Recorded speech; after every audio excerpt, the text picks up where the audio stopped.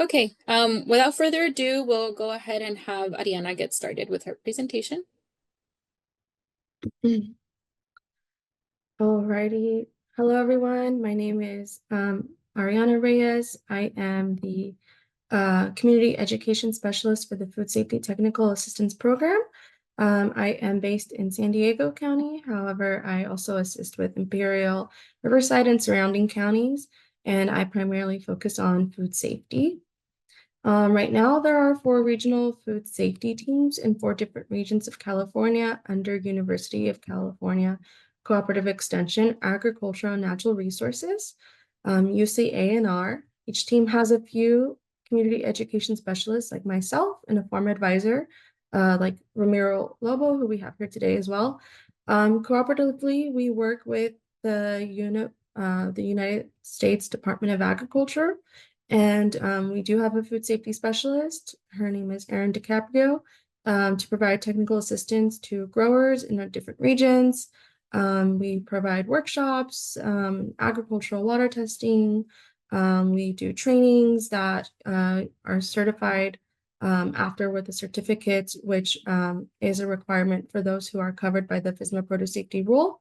And so we also have a lot of resources, and as you can see here on the map, there's different locations where we provide this technical assistance all throughout the state of California. So we can get into a little bit about food safety now. So foodborne illness outbreaks, this is a chart that kind of demonstrates all the different foodborne illness outbreaks, where the source of the outbreak likely occurred prior to retail or consumer preparation. Ultimately, contamination can happen to any produce commodity. Therefore, preventing contamination is critical for all fruit and vegetable growers. For this reason, it is really important to make sure that we are prioritizing food safety on our farms. And as this map here shows, you can really see the difference between each commodity. And as you can see, leafy greens and sprouts, these are going to be the highest risk commodity because they typically don't have an additional kill step. They are just kind of consumed how they are harvested and grown. They are very close to the ground. They have a lot of surface area, so there's a lot of room for contamination there. So that's why you will see sprouts and leafy greens being in a little bit higher risk than other commodities. To begin to understand food safety risks, we should understand microorganisms, which are the biggest food safety hazards in fresh produce. A human pathogen is a microorganism capable of causing disease or illness in humans. There are 3 primary groups of pathogens. Pathogenic microorganisms that are of concern in fresh produce. This includes bacteria, viruses, and parasites. And we will get into each of these a little bit in detail. For the first one, we have bacteria. So this kind of summarizes important facts about how bacteria multiply and persist in farm environments. I have more details in the next slide. So bacteria are microorganisms that can multiply both inside and outside of a host. Bacteria include pathogenic E. coli, such as Salmonella. Bacteria can multiply rapidly given the right conditions, such as water, food, and proper temperatures. Good agricultural practices can reduce risks by minimizing situations that support bacterial survival and growth. And I will be talking about ways that we can reduce those risks later on in the slides.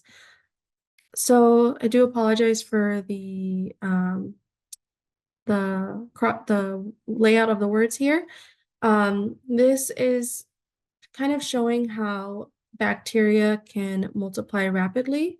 So bacteria are single-celled microorganisms that can multiply in environments outside of a host. And most can multiply very quickly, reaching high numbers in a short period of time if they are in the right environment. It is unlikely that just one bacteria cell will be present.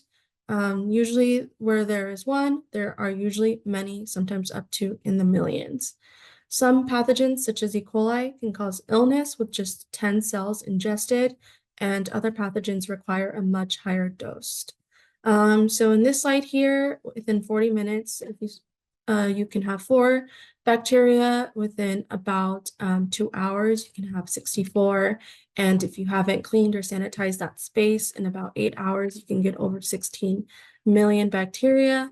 So we just want to make sure that we are cleaning and sanitizing when necessary.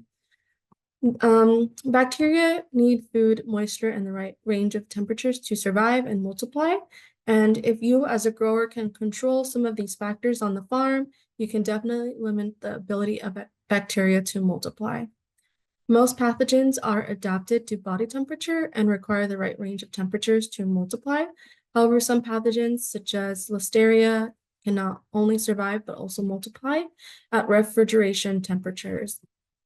So that is also another reason why it's very important to clean spaces.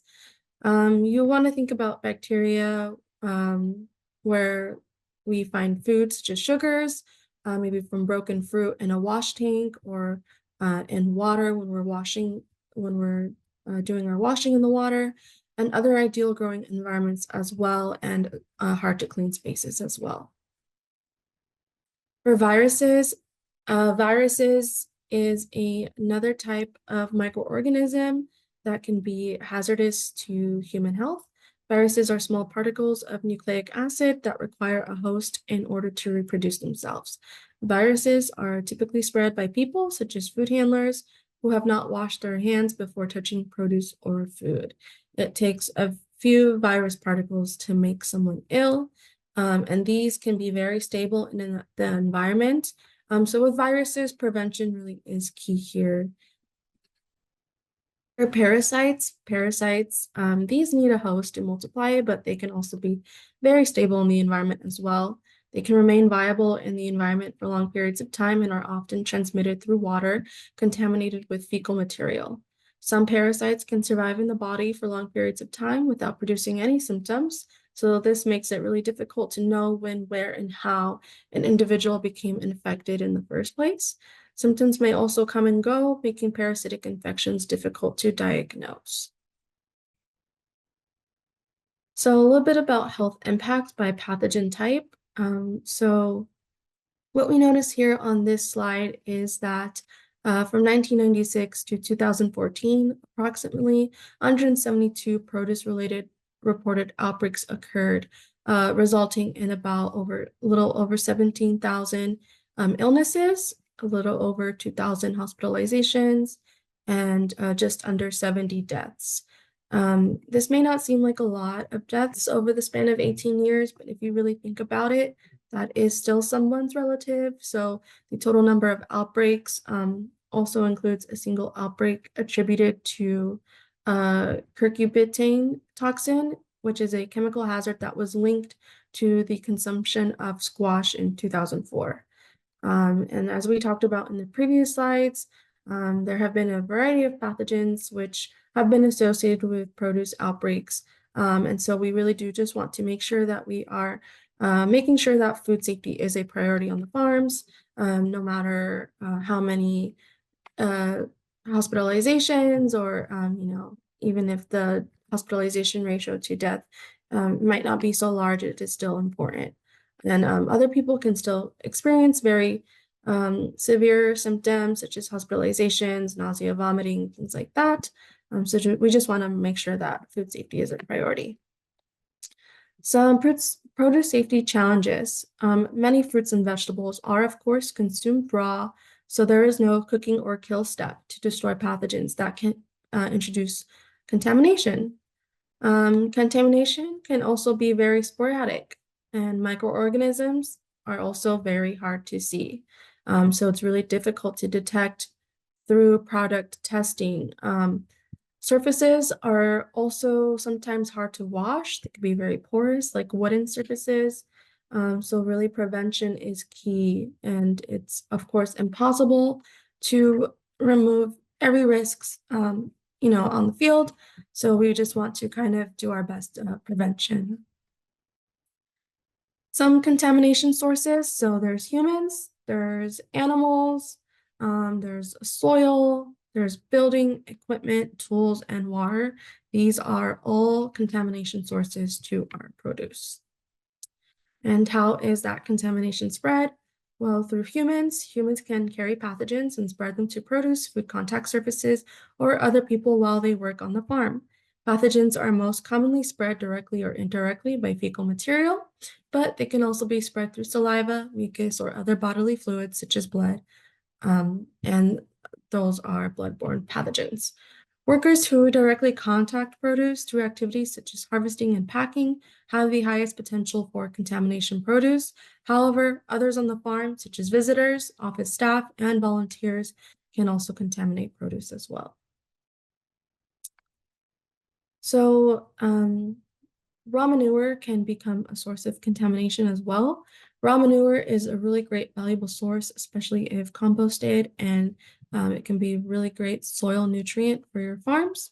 However, it can also be a source of contamination if they are not handled properly or applied properly. This could be you are applying this too close to when you harvest.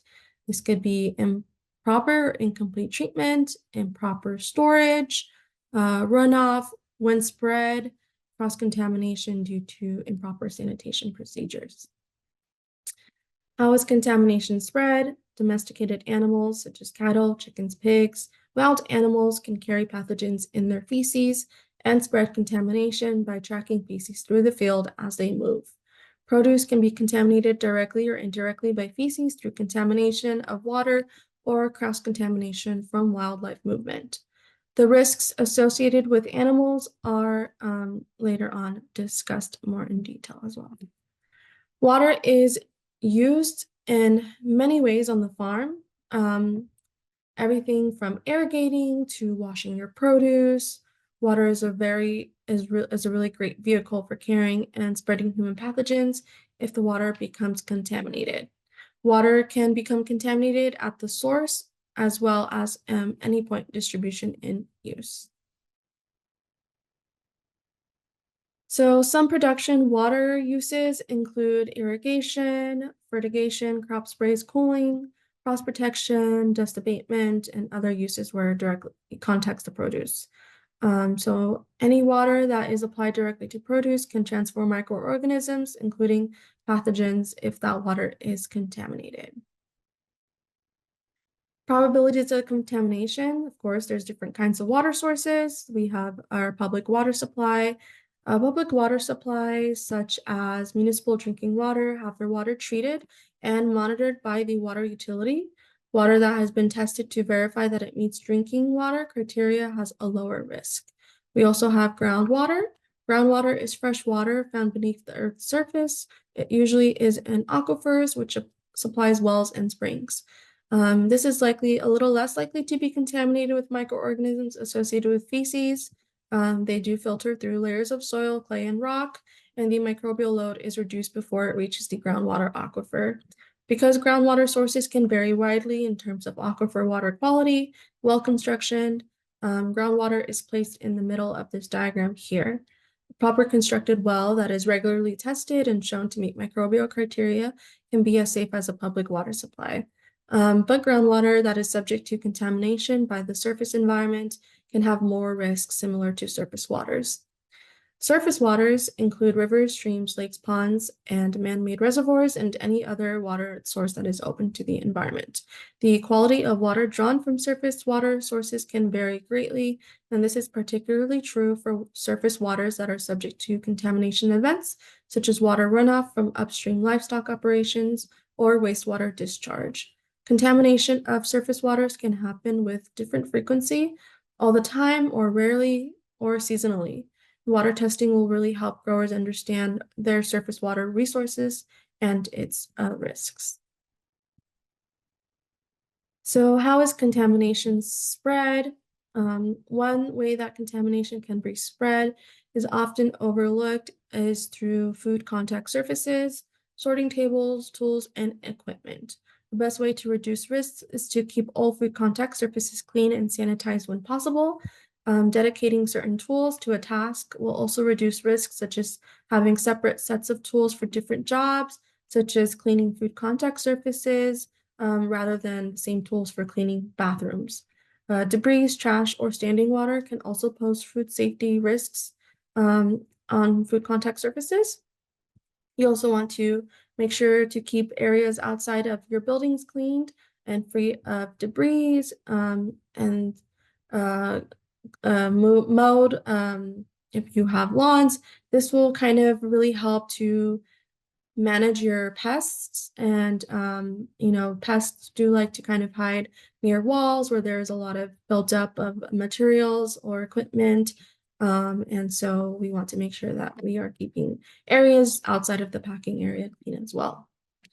Workers are key to ensuring harvest and post-harvest activities are done properly. There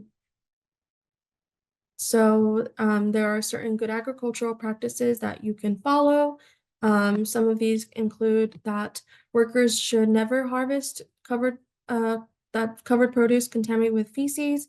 Workers should never harvest or distribute covered produce. And these slides that I have here are from the FSMA Produce Safety Alliance grower training slides. So when I say covered, these are just produce that are likely consumed raw, such as fruits and vegetables, tomatoes, cantaloupes, apples, things like that. So that's what I mean when I say covered. And I do apologize if there was any confusion there. Other good agricultural practice is making sure that worker health and hygiene is a priority. So wearing clean clothing and footwear, following glove, hairnet, and jewelry policies, and then using proper work break areas, hand washing stations, and restrooms. So not all packing areas are going to be designated or designed or used in the same way. Some packing areas are closed to the outside environment, while others are open, making them more susceptible to contamination. So when thinking about how to manage food safety risks during post-harvest handling, take into consideration the level of control possible in the packing area. Regardless of the type of packing area that you have, it's always possible to clean and, when necessary and appropriate, sanitize food contact surfaces. Buildings must be suitable size, construction, and design to facilitate maintenance and sanitary operations. This includes providing accurate space for equipment and storage, keeping your floors, walls, ceiling fixtures, ducts, and pipes clean and in good repair, and of course, taking precautions to keep your food contact areas clean. There are ways to reduce food safety risks in all situations, regardless of the type of packing operation. Just a few examples here: keeping things clean, sweeping, picking up trash, separating produce handling areas from other farm activities such as vehicle repair spray, mixing and storage, provide proper hygiene facilities for workers, pest management, and then just a generalization of keeping everything's organized. So we want to make sure that we try to reduce risk before entering the packing area. So this could include preventing dirt and debris from entering. Sometimes when we stack harvest containers, this can introduce contamination to produce below if the bottom of the container is not clean. Sanitizers may also be less effective if there is a large organic load from dirt or debris in the wash water. So by keeping bins clean, sanitizers are less likely to be impacted, and water will need to be changed less often. For our packing containers, we want to keep packing materials, cases, bags, or boxes in a clean, dry area that is covered and off the ground. Single-use food-grade plastic liners are really great. They can be used in the packing containers to provide a clean surface. If food packing materials are reused, steps must be taken to ensure that the food contact surfaces are clean, such as using clean liners. Also, we want to make sure that we are excluding and discouraging pests. So I did mention it a little bit before, but pests such as birds and rodents can carry human pathogens in their feces. They can also be an issue to the quality and integrity of the produce. Pest control programs in buildings are really great to monitor pests. You can also hire a pest control company to come and assist you if you feel that you are having a high issue with pests. You want to inspect your walls, your windows, your door seals, and then to deter birds from roosting by you can use netting or rafter spikes. Also just making sure that we are keeping things clean, removing trash throughout the day, and keeping produce covered to protect it from bird droppings or pest activity. So that was the presentation slides that I did have today, just covering a little bit about the microorganisms and then a little bit into your packing areas. So just a little summary here. All packing areas, regardless of the age or design, must have sanitation practices that minimize contamination risks. You want to identify your food contact surfaces as your priority areas and focus on keeping these surfaces clean. Cleaning and sanitizing are not the same thing. We always want to make sure that we are cleaning before we sanitize because you cannot sanitize a dirty surface. Food safety practices such as cleaning, general maintenance, and housekeeping and pest control are very important to be in place to reduce risks. So that is what I have, and I'll go ahead and let Thank you, Chief take Ariana. that. No problem. Yes. So thank you for your presentation. One thing I forgot to mention at the beginning, but I did put it in the chat, is that if you do have questions, you can go ahead and use the Q&A feature, the little box. We prefer that instead of the chat, just because it's easier for presenters to go in there and kind of type in their answers so that they don't get lost. We are a fairly small group, so but it still helps.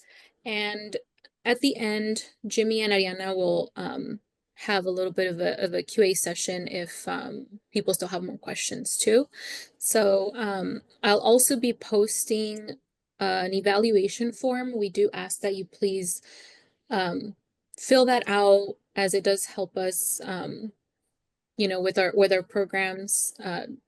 So I'll put that in the chat as well, and make sure before you leave the session to get that link so that you can submit your evaluation afterwards. All right, Jimmy, go ahead and introduce yourself. Yeah, let me share my screen to make sure everything works. All right, so do you see my presentation slide now? Yes. Yes, okay.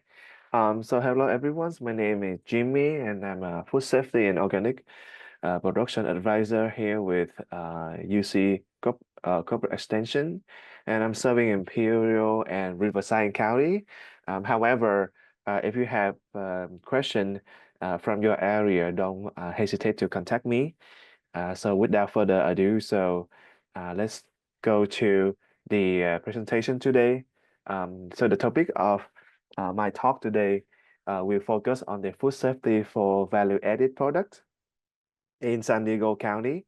And so the main points is we're gonna go through what is value-added products and some of the business model that can use this information. Don't worry about this abbreviation. We will talk about them briefly later. And some of the additional income for farm business. For example, if you have agritourism and you pick what kinds of food safety consideration that you need to have in your farm. And if you want to do, let's say, home or farm on the farm canning process, what is the consideration?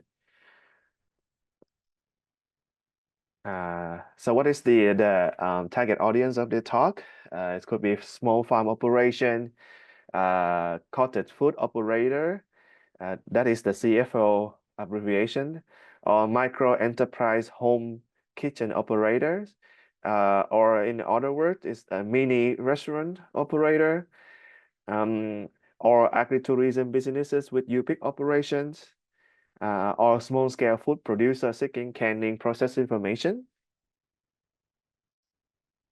So let's start by define what is value-added products. In this case, it can be defined as any agricultural product that is transformed into something of higher value. That's why added values in this case. Example are if you take raw strawberry and you make into a strawberry jam, the jam is value-added product. Or you do pickle, dry herb, baked good, or fermented food. I'm sorry. So this can fall under different regulatory framework depending on the ingredient used. Is it acidified or low acid food? Processing method, is it pickle, fermentation, or heat treated? Sell location, you selling on your residential, on your farm, or in farmer market. And business structures, is it like I say, is a CFO or otherwise? And is to me, it's not only refined to just product, it could be value added services, for example, agritourism, and you pick operator, you pick operation as well. And this is very important because value added product and services have diversified farm income and reduce waste. Let's talk about the cottage food operation in San Diego. So the basic of the cottage food operation is allow preparation of non-potentially hazardous food in home kitchens. So non-potentially hazardous, meaning it can be stored in room temperatures without the need of cold storage, right? So it have two class. Class A, which is a little bit lower, you can only sell directly to farmer market or has established your farm stand or home delivery. Class B, which is both direct and indirect sales, which is higher than Class A. So you can sell indirectly to retail store or restaurant. So permitted food fall under the CFO or baked good without cream or custard filling. For example, your bread, your sourdough bread, dry fruit and herb and mixed jam, jelly, reservoir, honey and sweet syrup, and dry pasta and granola nut, so on and so forth. So looking at the list, you can see these are all self-stable products in room temperature. They don't need to be put in cold storage for a long time storage. If your products require refrigerator, this is not permitted under the CFO regulation. Then what is the requirement you must have enabled to be legally operate a CFO? So you need to register your operation with the San Diego County Department of Environmental and Health. For the Class A, you only need to have the self-certification checklist. For Class B, because you have indirect component of that, then you need to have initial kitchen inspections. So you need to have the California food handler card required. So this is what it looked like. You can either obtain it through the San Diego County Department of Environmental and Health or from a third party, and the process pretty fast. It can be done within a day, and this is pretty cheap to have it. But you are required to have this certificate, and you need to renew it every 3 years. Also, there is label requirement. You need to have this make in home kitchen statement, so consumer know that they're gonna consume it at their own risk. You need to have consumer allergens identified that you wheat, peanut, or any fishery product, so on and so forth. Registration permit number, ingredient list, again for allergy purpose. For example, name and address of your operation, and you need to cap your sale at $50,000 or less. Then let's talk about the next business model is the microenterprise home kitchen operation, or MEHKO. So MEHKO is like a mini restaurants. So because of that, you are allowed to prepare meat, including potential hazardous food, meaning food that need to store in a cold temperatures, like a completely a full meal, for example. And you can operate it from your residential kitchens. The key difference though from the CFO is with the MEHKO certification, you are allowed to perform on-premise consumption. Like the customer can dine in your kitchen or your house. You can offer pickup and deliver option. It's limited to 30 meal per day or 90 meal per week. And annual sale cap is capped at $100,000. Example for this operation is home cook, cultural meal prep service, and small caterings. The requirement enable for you to legally running a MEHKO operation is you need to have, again, an annual permit from San Diego County Department of Environmental and Health. Because of the permit, they're gonna perform an initial and routine kitchen inspection. And you need to have standard operation procedure in place. And you need a food manager certification requirement. This is different than the food handler certification. In terms of it is higher because it's a food manager certification. So usually it takes longer time, a little bit more expensive, and the way they test you is more difficult. But you need to have this because now you are operating in a larger scale with higher income. So also you need a critical control point. For example, you need to monitoring the temperatures. You need to have a way to prevent cross contamination between your raw ingredient and your cook meal. You need to have hand washing station with soap and a proper storage of raw and ready to eat food. Means separate between a raw ingredient and a separate storage for ready to eat food. You need to have cleaning and sanitizing protocols. Also, you need a label disclosure for make in home kitchen, permit number display, and home address verification for direct sales. Also, the third business model you can have is the farm direct sales and farmer market. For this, you also need a different type of certification, which is the certified produce certificate for raw agriculture products. And you can contact the San Diego County Department of Environmental and Health for this application. This is really straightforward and pretty affordable to apply. You also need health permit for processed value-added products, CFO and MEHKO registration. For example, if it was prepared from your home kitchen, temporary food facility permit for on-site cooking. Also, again, additional requirement is hand washing station, temperature control, protection from environmental contamination. You need to have, it's not like fully open stand. It needs to have some kinds of protection from wind, dust drifting, so on and so forth. You need to have safe sampling procedure. For farm stem, it's pretty simpler. You only the rule based on the location, the county, the product sold. Some exemption for farm selling their own produce, and we will talk about it a little bit later. But you need to be like really small in terms of sales. So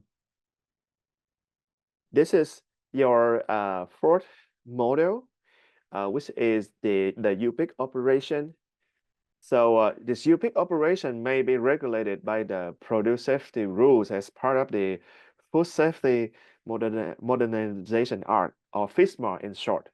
So if your farm sell more than $25,000 annuals in produce sales, which is to me is really small, which is around like $2,000 a month or $67 per day, which is really small, then if you are less than that, you sell less than that, then you are exempt. You don't have to follow this regulation, but they can still inspect you. If you plan to have this produce sale as your main income, then it's recommended that you take the produce safety rule training and get the certification. Again, if you're less than 25,000, you are exempt. However, there is still food safety requirement for inspection. For your UPIC operation, you need to have field sanitation, like portable toilet or hand washing station. You need to have visitor policy and education. So you need to be fully disclosure with your visitor about your policy. So if anything happened, they cannot go back and sue you. You need to have a clean harvest container like this disposable carton box, something that is one-time use only, or if you had a plastic tote, then it need to be thoroughly clean and disinfectant. You also need to train your field worker about hygiene and sanitizer and sanitation, water quality using for this you pick field.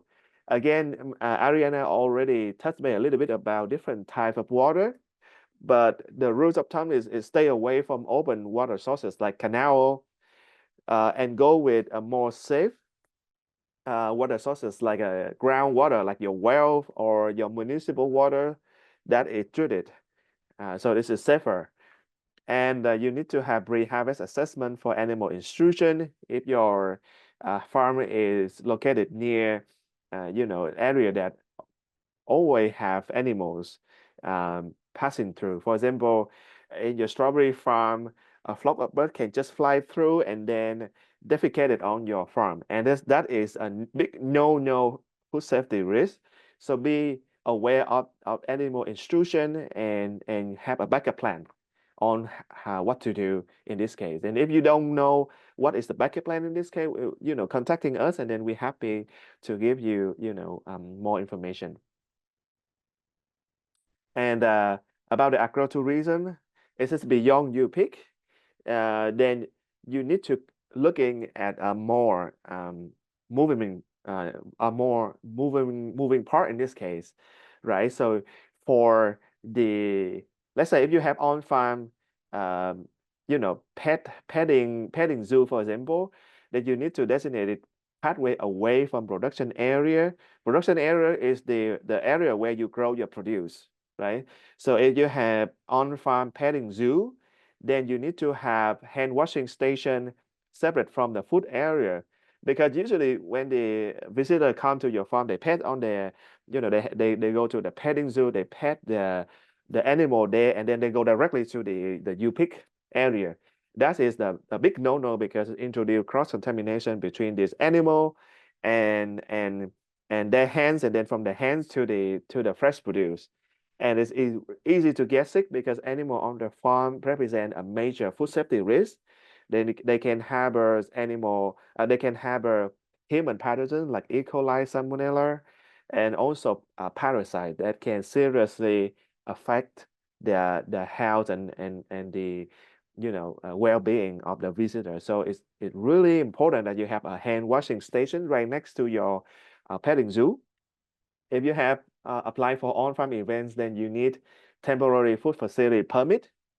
Risk assessment for agritourism, including petting zoo, is you need to have a separate pathways and away from the high-risk areas, your production area, creating standard operation procedure, train staff in food safety basic, document your food safety plan, and regularly self inspection. One of the important point is to let your visitor know that they should leave their pet at home when they come to your farm, because animal on farm is represent a really high risk for food safety. So if they have like a service dogs, ask them to leave their dog at home. If they insist to bring their dog, then you need to have a backup plan. Let's say if the dog going to your strawberry field and then it's defecated in the field, what is your backup plan? You need to have a backup plan on how to handle that. You need to make a record on what you did, and then what is the safety zone, or not have a safety zone around that area. So it is very complicated if you let your visitor bring their pet to your farm. So that is one of the take home point that I want to remember. And the last business model that you can use is home canning process. When I talking, whenever I talk about home canning, then I want to bring the main character in this case, which is botulinum, Clostridium botulinums. So the main focus of canning process is to eliminate this bacteria, Clostridium botulinum, Clostridium botulinum. And this is the picture of the Clostridium botulinum, and you can see some of the cells had this transparent part. This is their spore. Some of them is only had the spore. So why this bacteria is so dangerous in a way is because they are spore-forming microorganisms, and the spore can survive in boiling temperature for hours. You can try to cook them for 8 hours, they still survive. Their main body may die, but all of the vital DNA and gene environment, gene information was stored in this spore. And when they meet the favorable environment in terms of temperatures and water, they will regrow. And the spore activate in low oxygen environment like the canned food. So this is really the main bad guy in this case. And the toxic is odorless and tasteless, and sorry, not potentially fatal, it's fatal in a way that just a few micrograms can kill a fully grown adult. So very, very dangerous, odorless, tasteless, need a very low dose, and survive in extreme temperature conditions. So how do we deal with this Clostridium botulinum? You need So the first thing you should look at that is using pH in this case. So when we're looking at the food that can be canned, there are three categories. The first one is low acid food with pH greater than 4.6. So if you're looking at this scale, 7.0 is a neutral. So our tap waters or drinking water is around 6.5 to 6.9. And low acid food, including green bean, corn, potato, meat products, most vegetable, is a perfect environment for Clostridium botulinum growth. That's why it needs pressure, pressures, and that's why it needs a pressured and thermal treatment in this case. So both pressures and heat treatments. So the temperature need to bring up to a really high 240 to 250, and then cannot be processed with just water bath in your home, not just cooking. It needs a pressure canner, and we're going to talk about this a little bit. Pressure canner is different than your home pressure cooker. A pressure cooker in your home is not adequate in this case, so it needs a commercial pressure canner machine in this case. And then the second category is acidified food and acid food. So they both very similar in the way that the pH is lower than 4.6. So most of the fruit, fermented food like sauerkraut, pickles, vinegar-based products, the product that you add citric fruit, lemon juice. So the natural acid will prevent the botulinum spore to germinate, to regrow, and can be safely processed in boiled water bath. However, it may require FDA registration and scheduled process for commercial production, and it must verify final equilibrium of the pH is below 4.6. That's the point. You have to prove that your product is below 4.6 if you want to just using this boiling water process. So some of the requirement, so equipment, right? Pressure canner, pressure canner, not pressure cooker. And you can only use a water bath only for the high acidified food that we just mentioned, thing with acid in it, like lemon, thing with like pickle, sauerkraut, with citrus acid, so on and so forth. And you need to follow the validated recipe from trusted sources like USDA, you need to maintain exactly processing time and temperature, and you need to document it, that you follow the exactly processing time and temperature, because if you don't, then they will risk the chance of Clostridium botulinum grow in this case. And one thing that I want to bring is that you need to adjust for San Diego elevation, because if you are in a high elevation, let's say more than 2,000 feet, then it takes a shorter time for the water to boil, and you may miss the processing time and temperature in this case. So if you are in a high elevation, extend the processing time and temperature. Again, you need to test and verify your product system to have the proper pH, less than 4.6 or greater. You need to have a production record of your batch detail, processing time and temperatures.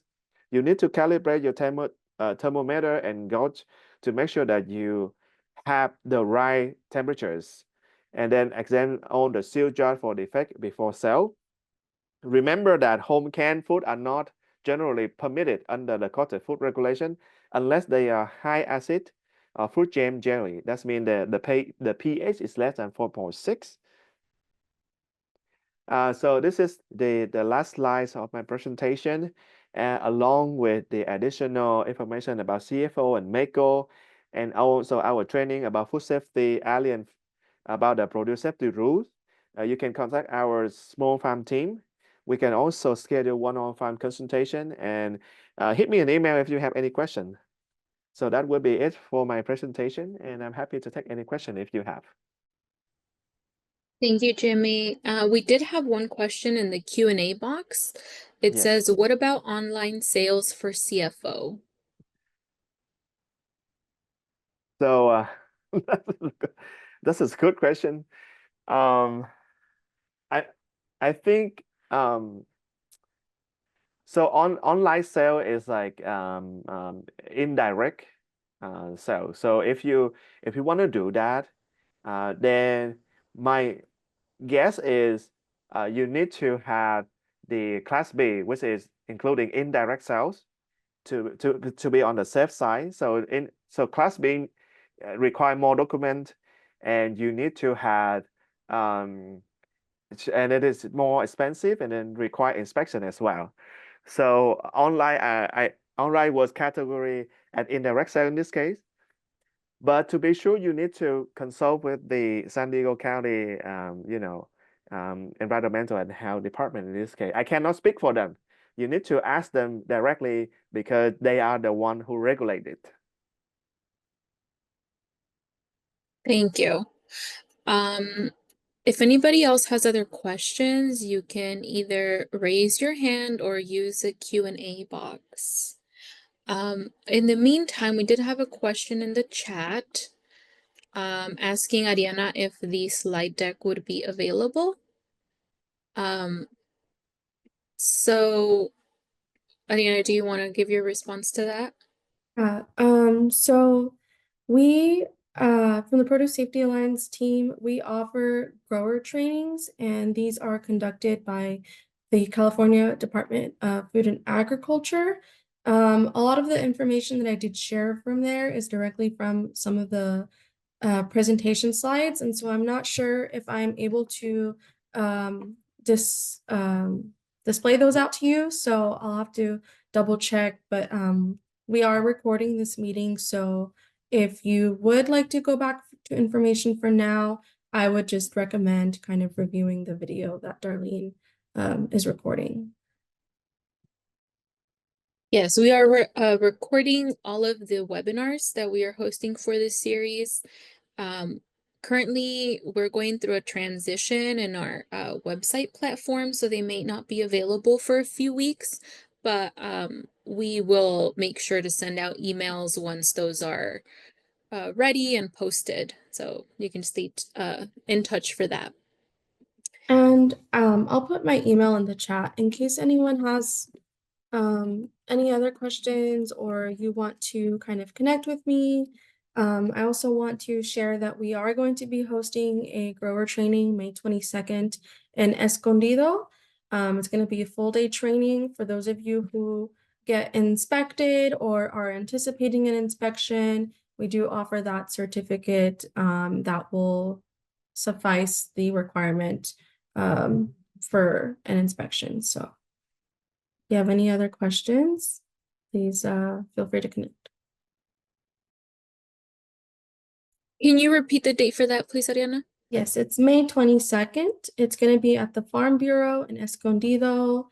It's going to be an all-day event. We offer walk-ins. It is a $50 charge for the class. You get a manual and you get a certificate.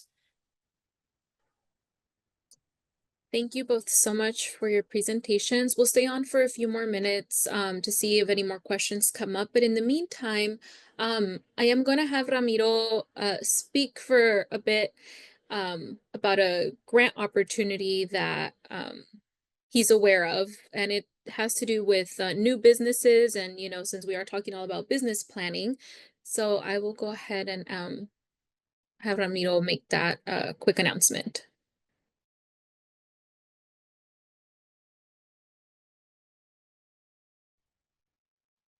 Morning, everyone. Sorry, I was muted, talking to myself. Yeah, the one of the things that we've just become aware. Well, first, my name is Ramiro Lobo. I'm a farm advisor with the UC Cooperative Extension Office in San Diego, and working with Darlene and Jan Gonzalez on hosting this webinar series, and also online business class that we are organizing in collaboration with Joe Molina of the Veterans Chambers of Commerce. And that is 6-week, 6-module class that we're doing starting in April. And you're all welcome to sign up for that.